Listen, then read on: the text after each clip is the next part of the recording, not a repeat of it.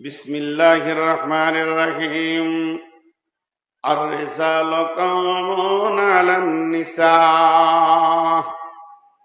রে মহিলার দল, তোদেরকে নেতৃত্বের গদিতে বসতে দেওয়া যাবে না। তার কারণ, যদি মহিলা নেতৃত্বের গদিতে বসে যায় তাহলে পৃথিবী চলা এবং চালানো সম্ভব হবে না। কারণ শয়তান মেয়েদেরকে অতি তাড়াতাড়ি কবজায় করতে পারে, পুরুষকে করতে পারে না। হযরতে আদম আলাইহিস সালামকে শয়তান গিয়ে বলল, হে আদম, চল না ওই গাছের কাছে যায়। আর আল্লাহ বলেন, ফালা তাকরাবা হাযিহিস শাজারাতা ফাতাকুনা মিনাজ যালিমিন। যদি তুই ওই গাছের কাছে যাবি তাহলে আমি তোকে জালেমের খাতায় নাম লিখে দিব। তুই বদমাইশি করবি, গুনাহ করবি। এবার শয়তান দেখলো আদমকে হলো না, তা হাওয়া মাথা মোটা পাগলি ওকে দিয়ে বলছে, তোদেরকে ওই গাছের ফল খেতে মানা করেছে কেন জানিস? ওই গাছের ফলের এমন একটা গুণ আছে যে খেয়ে নেবে ও আর কোনোদিন জান্নাত থেকে বের হবে না। যখনই ধোঁকা কথা বলে দিলে তখনই হাওয়া বলতে লাগলো আদমকে, চলো না জি খায়, চলো না জি খায়, চলো না জি খায়।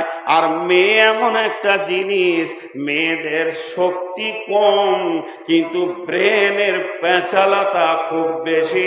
আর পুরুষ যত ক্ষমতাবান হোক না কেন, বিবির কাছে কাবু। বড় বড় বাবু বিবির কাছে কাবু। যখনই হাওয়া বারবার বলল তো আদম চলে গেল, জুলুম করে ফেলল। এর জন্য আদম আর হাওয়া চিরদিন কাঁদল। তাদের গা থেকে জান্নাতের পোশাককে খুলে দেওয়া হলো, নাঙ্গা হয়ে গেল, পৃথিবীতে ফেলে দেওয়া হলো। তারা কাঁদতে শুরু করলো, আল্লাহুম্মা ইন্নী জালামতু নাফসি। হে আমাদের রব, আমরা আমাদের নিজের ওপরে জুলুম করেছি, কারণ তুমি মানা করেছিলে শুনি নাই। জুলমান কাসীরা, অত্যাধিক জুলুম করেছি। ইল্লা আনতা ফাগফিরলি, কিন্তু তুমি আল্লাহ কা তওবা কবুল করনে ওয়ালা, মাগফিরাত, তুমি মাফ করে দাও। ইন্নাকা আনতাল গাফুরুর রহিম, তুমি হলে মাফ করনে ওয়ালা। চির লম্বা টাইম কাঁদার পর তাদের মাফ ঘোষণা হলো। তার মানে হচ্ছে, যদি পুরুষকে বাদ দিয়ে নারীকে নেতৃত্বের গদিতে দেওয়া হয় তো আজাজিল শয়তান লম্বা লম্বা কাজ করে নেবে। আপনাদের মালদা জেলায় আছে কিনা জানি না, আমিও মাদ্রাসাতে 6 বছর শিক্ষকতা করেছি। তো চেক কাটতে যাব, নাম জিজ্ঞেস করিয়ে না, হাই স্কুলের হেডমাস্টার, হিস্টোরি ইংলিশে MA। তো বলছি, স্যার কত লিখবো, মাদ্রাসায় কত লিখবো, চেক বই না কি বলেন ওগুলো আপনারা, রসিদ, চেক রসিদ, কত লিখবো? তো মাস্টার বলছে, ওগো, আমাকে ছোট তুমি তুমি করেই কথা বলে, আগে থেকে পরিচয়, অনেক মুরব্বী। ওগো তুমি একটু দাঁড়াও তো বাবা, বাড়িতে জিজ্ঞেস করে আসি। ওর হুঁশ নাই যে ওকে না শুধিয়ে দেবো। জি, এক মৌলানা সাহেব জালসা করছে, কানে হাত দিয়ে সুর করে, আর লোক মাতোয়ারা হয়ে গেছে, যে বলছে বিবির কথা কে কে শুনে না এই দিকে আসেন। আর এই সোজা করে একটা দড়ি দিয়ে দিয়েছে, আর যে বিবির কথা শুনে ও এই দিকে থাকবে। তো সবটি লোক ওই দিকে, সবাই তো বিবির কথা শুনে সকালে উঠে বলছে আজকে বেগুন নিয়ে এসো, তো বেগুন আনছে, তো কথা শুনছে না ও, খালি একজন এই দিকে আছে, একজন। তো মৌলানা বলছে, আচ্ছা তোকে মুসাফা করি রে ভাই, তুই আমার কলজেটা ঠান্ডা করলি। একজন তো বিবির কথা শুনে না। তখন আগে এসে বলছে, মৌলানা আপনি যেটা ভাবছেন ওটা লয়, আমার শরীরটা খুব খারাপ, জ্বর জ্বর, বিছান থেকে উঠতে পারছি না। তো বিবিকে বললাম জলসাই যাই, লক্ষণপুর, নূর মোহাম্মদ এসছে। তো বলছে, যেও না জি, ভিড়ে তোমার অসুবিধা হবে, পড়ে যাও যদি কোথাও। তো না যাই, মৌলানাকে ভালোবাসি। তোমার বিবি বলে যেদিকে ভিড় থাকবে ওইদিকে যেও না, ওই লেগে আমি ওইদিকে যেছি না। বলছে, তুই তো 1 নম্বর মার্কা মারাবে, আর তোকেই আমি মুসাফা করছি। তো যত বড় বড় এই স্টেজে উঠার আগে আমার বিবির সঙ্গে কথা চলছে, আমিও ওই গোলমালি আছি, ঘরের কথা কাউকে বলবো, বলছে কটায় দিয়েছে, 11টায়, বলছে জালসা থেকে পালিয়ে এসো, থাকতে হয় না, সুগারের রুগী অত রাতে দিবে কেন, বলে যদি দিয়ে দেয় আমাকে কটায় দিবে, বলছে 7টায় উঠে 9টায় ছাড়তে হবে, ব্রেন কত বার, আমি যে 9টায় যদি ছেড়ে দিত 9টায় জালসাটা বরবাদ হয়ে যাবে, তো হলো তা তোমার কি, ওখান থেকেই ও আপনার মাদ্রাসার সেক্রেটারি হয়েছে। তো আমি তখন বললাম তা আগামী বছর তুমি আসবে, তুমি আধখানা চালাবে আর আমি আধখানা চালাবো, তুমি তো এখন মুক্তি হয়ে গেছো, বুঝলেন? তো মেয়ে ছেলে, এই জন্যে মেয়েদের বক্রতার কারণে এদেরকে নেতৃত্বের গদিতে বসানো, আরে বলেন একবার জোরে বলেন, বসানো। এবার বলেন, মুসলমানের মেয়ে মুসাম্মাদ, মোহাম্মদ, মুসাম্মাদ, তার মানে আমার নাম মোহাম্মদ ইয়াসিন, আমার বিবির নাম মুসাম্মদ মারিয়াম, তাহলে মোহাম্মদের নামের সঙ্গে নিজের নামকে জুড়েছি কত মহব্বত করে। ও মা আমার, খালা আমার, মুসলমানের মেয়ে পঞ্চায়েত ভোটে দাঁড়াচ্ছে এবং তারা পঞ্চায়েত মেম্বার হচ্ছে, প্রধান হচ্ছে, ওরে আমার বোন রে, কান করে শুনেলেন রসুলের হুকুম, বিশ্বনবীর জামানায় ইরাকের বাদশাকে চিঠি দিয়েছিলেন, ইরাকের বাদশা ওই চিঠিটাকে ছিঁড়ে ফেলে দিয়েছিলেন। রসুলের চিঠি ছিঁড়ার খবরটা যখনই নবী খুললেন, আল্লাহর নবী বললেন যে ওই রকম তুই খান খান হয়ে যাবে যেমন আমার চিঠিকে ছেড়ে দিয়ে দিয়েছিস। তখন ওই বাদশা করলো কি, এমন চক্রান্ত করে সে তার এমন একজনকে মন্ত্রী বানালো, মন্ত্রী বাদশাকে মেরে দিল। আর বাদশা যখনই মরে গেল, বেটা চক্রান্ত করে বাপকে মার্ডার করলো। আর যখনই ও মার্ডারের আসামি হয়ে গেল, তখন আর গদিতে বসতে দিল না, মন্ত্রী ওকে জেলে ভরে দিল। ভেবেছিল বাপকে মেরে আমি গদিতে যাব, ও জেলে চলে গেল, ওকে একদম নিস্তে নাবুদ করে শেষ করে দিল। এবার মন্ত্রী গদিতে বসতে যাবে, তখন একজন মন্ত্রী সে চক্রান্ত করে ওর একটা বেটি ছিল, নিজের বেটার সাথে বিয়ে দিল। আবার বেটার সাথে যখন বিয়ে দিল, তো বেটাটাও মরে গেল। এরকম একটা চক্রান্ত চলতে চলতে এক সময় ওই মহিলাটা বাপের জায়গায় বসে গেল। আর যখনই বাপের জায়গায় বসে গেল, আল্লাহর নবী লানত দিলেন, যা দেশের নেত্রী হবে মহিলা, আমার লানত আছে। আর আমার আল্লাহ কোনোদিন মেনে নিতে পারে না মেয়েরা নেত্রী হয়ে পৃথিবী চালাবে। এর জন্য আমার আল্লাহ বলছেন, আর রেসালা কাওয়ামুনা আলান নিসা, ও বাড়ির মহিলারা তোমরা খবরদার নেতৃত্বের গদিতে বসিও না।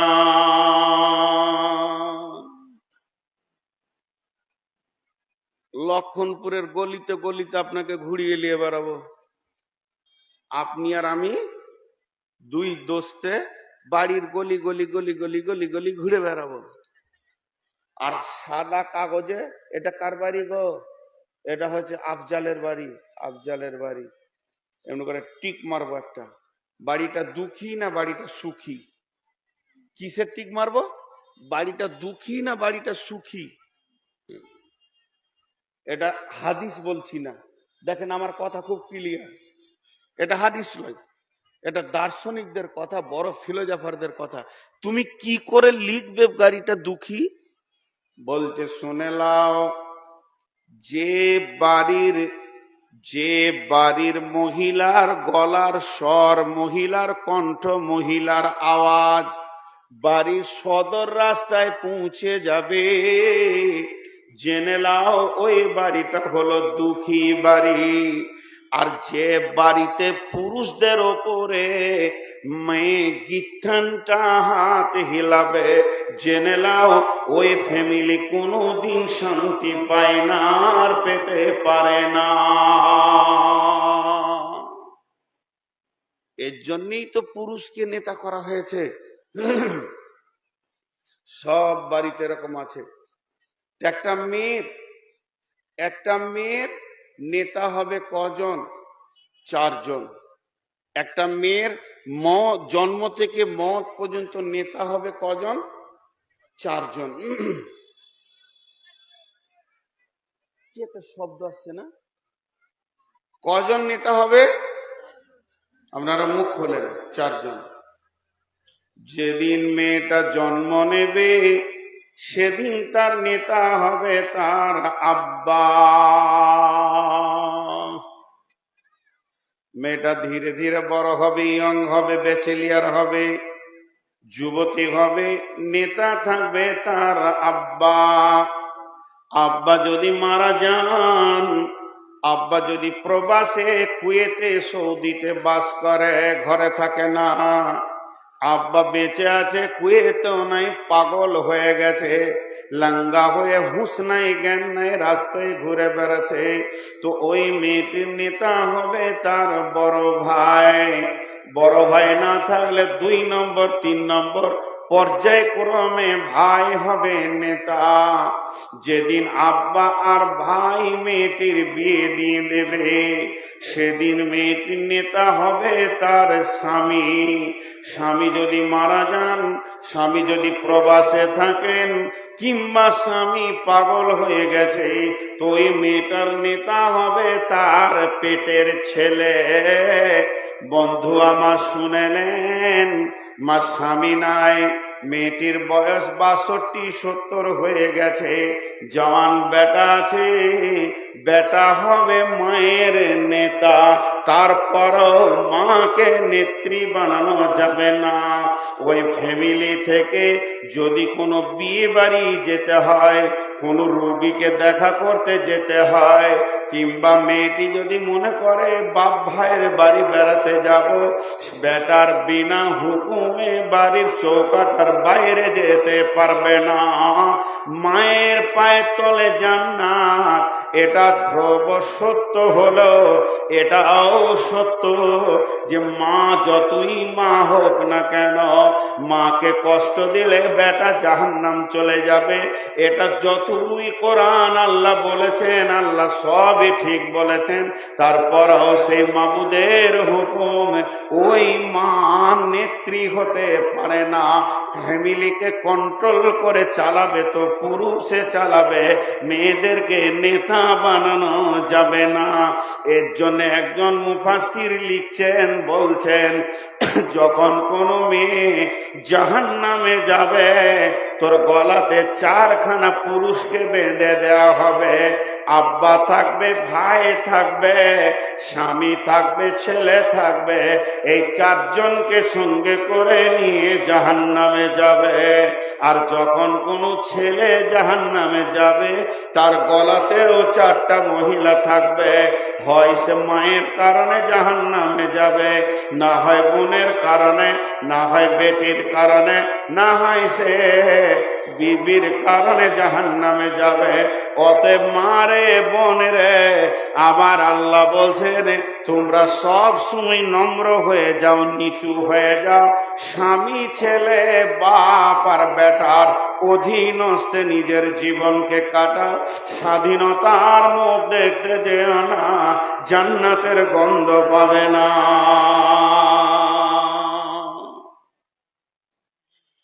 আপনাদেরকে মাঝে একটা কথা জিজ্ঞেস করি, আমার কথা আপনাদের বুঝতে অসুবিধা হচ্ছে? আলহামদুলিল্লাহ। আমি যদি বোঝাতে পারছি তো আমার আল্লাহ তৌফিক দিয়েছেন, আলহামদুলিল্লাহ। আর বোঝাতে না পারছি তাহলে আমার আল্লাহ আমাকে এখন সেরকম তৌফিক দেননি, তো আলহামদুলিল্লাহ। আপনারা খুশি, বুঝতে পারছেন তো? এখন ঘটনা হচ্ছে পুরুষের বিচার একা হবে। বোঝাতে পারলাম?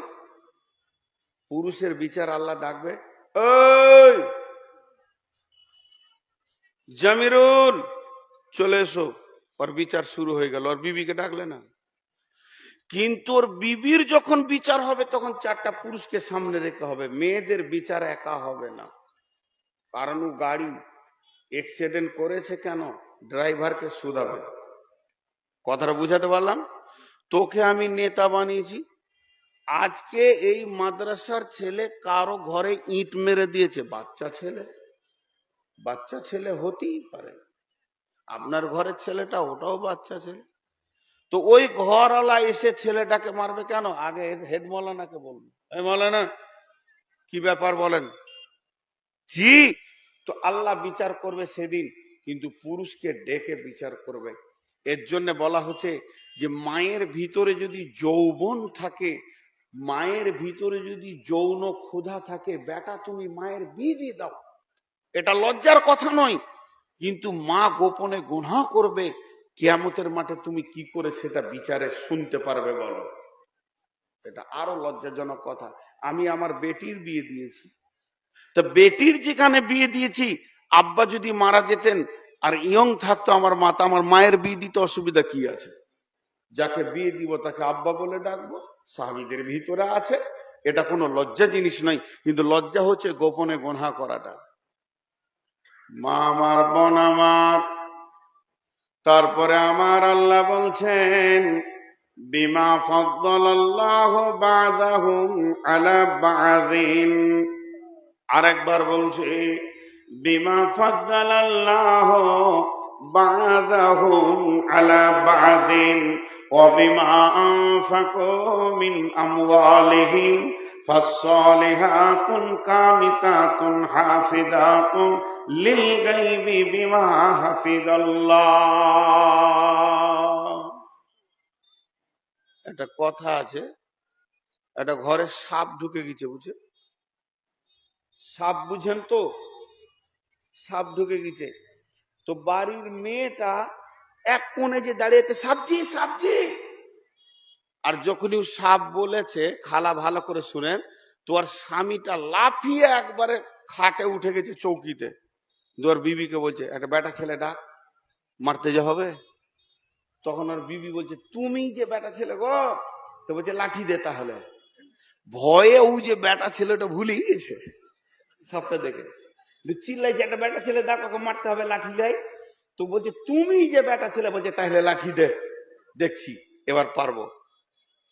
তো আমরা বেটা ছেলে, বক্তা সহ এই শ্রোতাটি বেটা ছেলে, ওই ধারে বেটি ছেলে। তো আমরা কেন বেটা ছেলে, কেন? তার প্রতীক চিহ্নটা কি?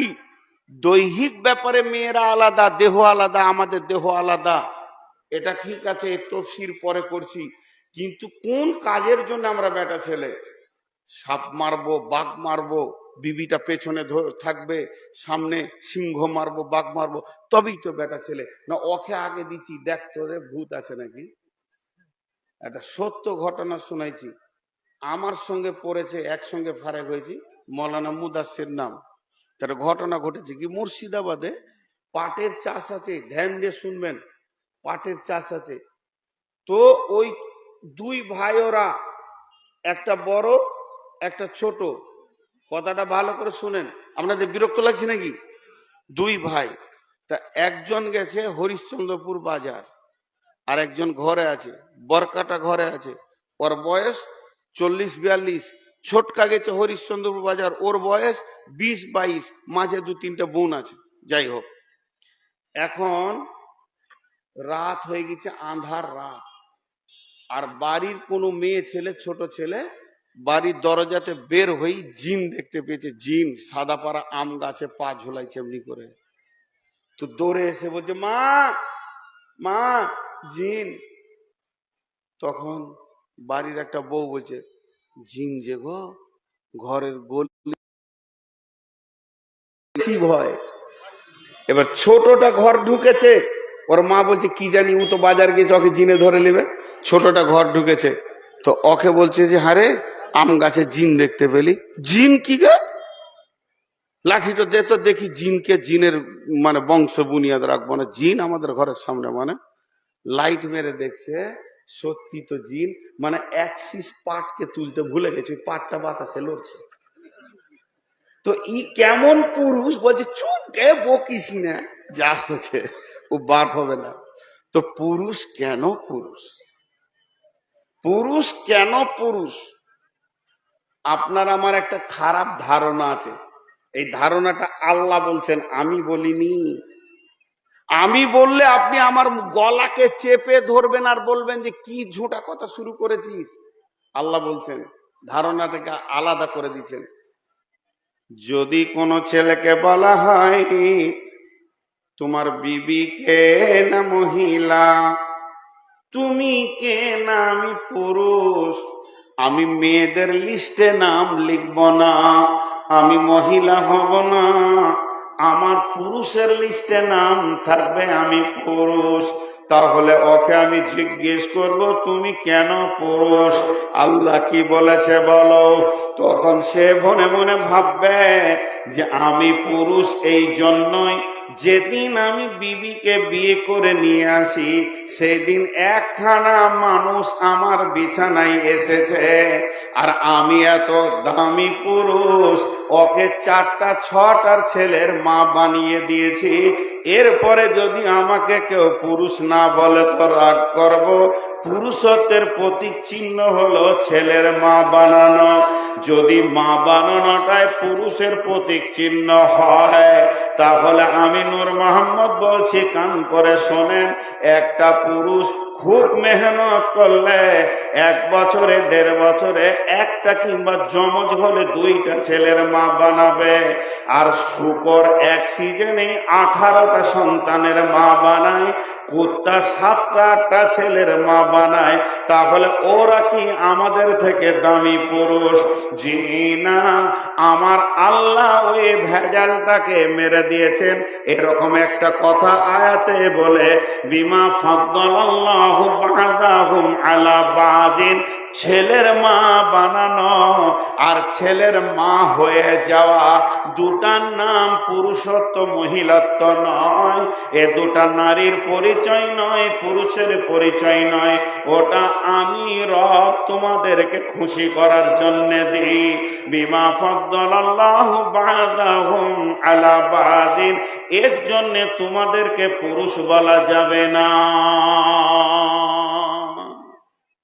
ওই জিনিসটা সবাই পারে, এর জন্য পুরুষ বলা যাবে না। জি কেন? তাহলে আমি পুরুষ কেন? আমাকে পুরুষ আল্লাহ বলছেন কেন? সন্তান। এখন বলেন, আমি আর আমার বিবি, আমি আমার বিবিকে 2টো 100 টাকা নোট দিয়েছি। খুব ভালো করে শুনবেন, বিচার আপনারা করবেন। আর আমার বিবি আমাকে একটা 200 টাকা নোট দিয়েছে। আমি 2টো 100 টাকা নোট দিয়েছি, ও আমাকে 2টো 100 টাকা নোট দিয়েছে। আর আমি দিয়েছি একটা 200 টাকা নোট, কিংবা ও আমাকে একটা 200 টাকা নোট দিয়েছে, আমি 2টো 100 টাকা নোট দিয়েছি। কারো কাছে কারো ধার আছে? আরে বলে না ধার আছে। আল্লাহ বলছে, শোনো, বাচ্চা হওয়ার ব্যাপারে তোমরা যখন দৈহিক আনন্দে মেতে যাও, মাখামাখি করো, তখন তুমি যতটা বিবিকে আনন্দ দাও, খুশি দাও, অতটাই পরিমাণ তোমার বিবি তোমাকেও আনন্দ দেয়, খুশি দেয়। একজন দাও আর একজন দেয় না তা নয়, দুইজনকে পরিপূর্ণ করে দাও। বিমা ফাদ্দালাল্লাহু বা'দাহুম আলা বা'দিন, এর জন্য একটা সন্তান পৃথিবীতে আসছে। এই সন্তানটা আসার ব্যাপারে তোমার যতটা ভূমিকা আছে, তোমার বিবিরও ততটা ভূমিকা আছে। বরং তোমার বিবি পেটে বয়ে নিয়ে বেড়ায়, দুধ পান করায়, এর জন্য ওর আরো 2টি লাভ আছে। অতএব সন্তান বানানোর নাম পুরুষত্ব নয়। পুরুষত্ব হলো এটাই, অবিমা আনফাকু মিন আমওয়ালিহিম।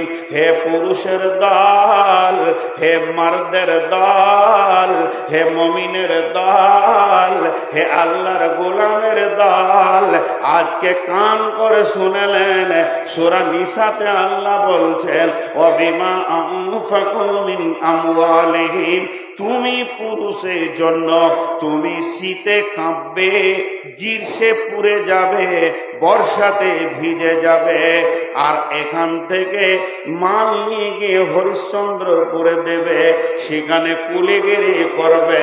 তুমি কষ্ট করে ইট ভাটাতে কাজ করবে, হাড় ভাঙা পরিশ্রম করে বিবিকে আনন্দ দেবে, বিবির মুখে খাবার দেবে, বিবিকে সাজাবে, বিবিকে কসমেটিক্স দিয়ে তার গালকে সাজাবে, আর বিবিকে কাপড় পরাবে, বিবির চিকিৎসা তুমি দায়িত্ব নেবে। এর জন্যই তুমি পুরুষ। ইনকামের দায়িত্ব কার? একজন দুইজন করে উঠছে কেন? আসলে যাদের বিবি মরে গেছে ওরা বলছে ঘর যায়, আজকে জালসা আমাদের লয়। আর যার বিয়ে হয়েছে সে বলছে ঘর যাই, বিবি যখন আছে তো বসেন। এই আয়াতে যত যুক্তি কথা আছে আজকে আপনাদেরকে আমি দিব। তাহলে ইনকামের দায়িত্ব কার? মুখ খুলছে না, মরা রোগীর চিকিৎসা। ইনকামের দায়িত্ব কার? পুরুষের। এখন একটা কথা জিজ্ঞেস করব, এই কথা আমি জিজ্ঞেস করব আর আপনাদের দিকে ভিখিরির মতো হাত পেতে বলছি, উত্তরটা দেবেন চিল্লিয়ে লয়, সবাই হালকা করে মুখ খুলে বলবেন ঠিক না ভুল। প্রত্যেকটি ফ্যামিলিতে এখন অশান্তি চলছে, ঠিক না ভুল বললে না? একবার মুখ খুলেন আল্লাহর রাস্তে, তো আমাকে বুঝাতে ভালো লাগবে ভাই, আপনারা জ্ঞানী মানুষ, বুদ্ধিজীবী মানুষ, আপনাদের সামনে আমাকে কথা বলতে ভয় লাগছে, তো একটু হ্যাঁ না বললে আমাকে ভালো লাগে। আমি অনেক জালসাতে বলি, আপনারা নিচে বসে আছেন খড়ের পলের ওপরে, আমি আছি মঞ্চে, তারপর আবার চেয়ারের ওপরে, তাহলে কার দাম বেশি? বলছে সবাই আপনার দাম বেশি। মাথা খারাপ, দাঁড়ির দুটা পাল্লা, যেটা ওপরে থাকে ওর মাল নাই, যেটা নিচে থাকে ওরই মাল আছে। উঁচাতে বসে থাকা যদি সম্মান বেশি হতো তো বাঁদর তো অনেক উঁচাতেই থাকে, ওকে হেডমাস্টার করেন গা। তো আমি তো সেই বাঁদর বলি উঁচাতে বসেছি। যত জ্ঞানী আপনারাই, তো একটু মুখ খুলে আমাকে আগিয়ে এলেন, নাহলে আমি ক্লান্ত হয়ে যাব। আপনি বুঝতে পারবেন, তখন আমি আর একটা সাবজেক্ট ধরতে পারবো, কারণ আমি ধারাবাহিক বক্তব্য রাখি, শুধু এটা আপনাদের দোয়াতে, কিন্তু আমি বড় আলিম নই। জোরহাত করে বলছি, আমার কাছে কেউ ফতোয়া জিজ্ঞেস করবেন না, ফতোয়া দিব না, লাই দিতে পারবো না, পুঁজি নাই, মুখস্থ করা মাল ঝাড়ছি, লেবেন লেবেন, না লেবেন না লেবেন। তো অতএব একবার করে মুখ খুলবেন। চারটা কথা জিজ্ঞেস করব। প্রত্যেকটা ফ্যামিলিতে এখন বেটার বিয়ে দিয়ে বউ বেটা এই নিয়ে শান্তি না অশান্তি?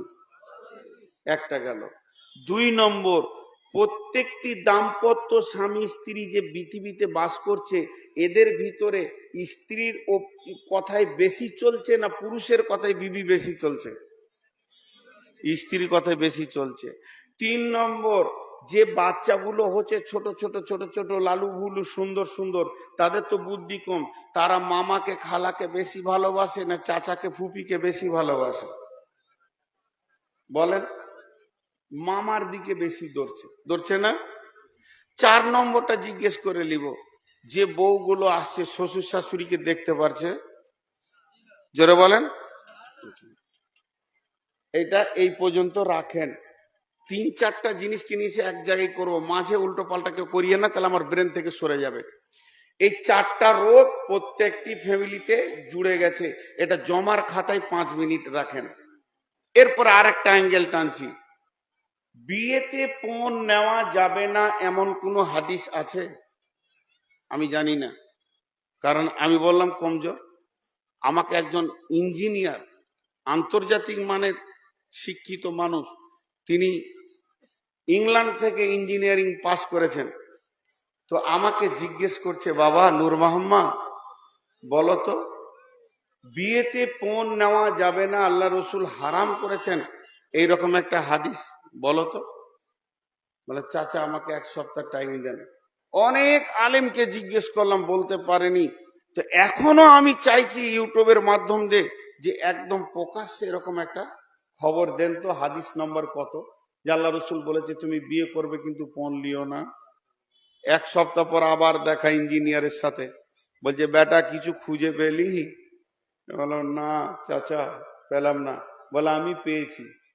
কোন মৌলবি সাহেব বললে? বলে আমার আমার ভাই উকিল সাহেব বললে, ও ইঞ্জিনিয়ার, ওর বড় ভাই আন্তর্জাতিক ব্যারিস্টার। উকিলে হাদিস বললে? লে মজা, মৌলবীরা বলছে খুঁজে পেয়েছি না, আর উকিলে পেয়ে গেল। বলছে পেয়েছে। তখন উনি বললেন, আমার বড় ভাইকে জিজ্ঞেস করলাম, তো বলছে শোন 2 বিঘা একটা জমি, ধ্যান দিয়ে শুনেন, আমি বললাম মাথা কেটে যাবে। 2 বিঘা একটা জমি, আর মধ্যখানে আল দিয়েছে, দিয়ে ওর বাপ বলছে চ আমি কখন মরে,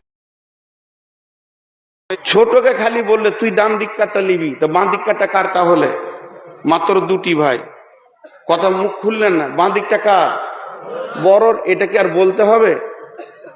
উকিল সাহেব বলেছে ভাই, বিশ্বনবী বলছেন তোমরা যখন মেয়েকে বাড়িতে বিবি করে আনবে, শ্বশুর বাড়িতে যাবে, শ্বশুরের বেটিকে তোমার বিছানার বিবি করে আনবে, তখন তুমি তার হাতে পয়সা দিয়ে, মহারানা দিয়ে, মহারানা মানে হচ্ছে মেয়েটি হারাম ছিল, তাকে টাকা দিয়ে সাক্ষী রেখে খুতবা পড়ে ইজাব কবুলের মাধ্যম দিয়ে তুমি হালাল করে নিয়ে চলে আসবে।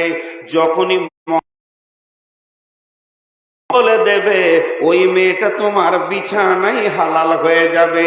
তাহলে একটা মেয়েকে বিছানায় হালাল করতে গেলে নবীজি বলছেন টাকা দিয়ে হালাল করো, আর আল্লাহ বলছেন ওই হালাল মেয়েটার পেছনে তুমি চিরজীবন তার কাপড়, চিকিৎসা, খাওয়া এবং তাকে আনন্দ দেওয়ার কসমেটিক্স আনন্দের খাবার দিয়ে তার পেছনে তুমি খরচা করো। তাহলে একদিকে আল্লাহ বললেন টাকা দাও, একদিকে নবী বললেন টাকা দাও, তাহলে টাকা লাউটা তো অটোমেটিক বন্ধ হয়ে গেছে।